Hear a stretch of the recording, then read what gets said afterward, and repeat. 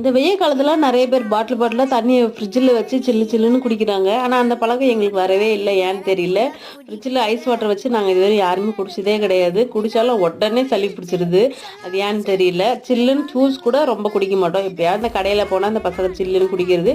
Ice cream சாப்பிடுவாங்க எவ்வளோ குடுத்தாலும். மத்தபடி இந்த சில்லுன்னு ஜூஸ் அது இதுன்னு ஃப்ரிட்ஜில வச்சு குடிக்கிறது ரொம்ப ரேர் தான். அது ஐஸ் வாட்டர் நாங்க சுத்தமா குடிக்கிறதே இல்ல.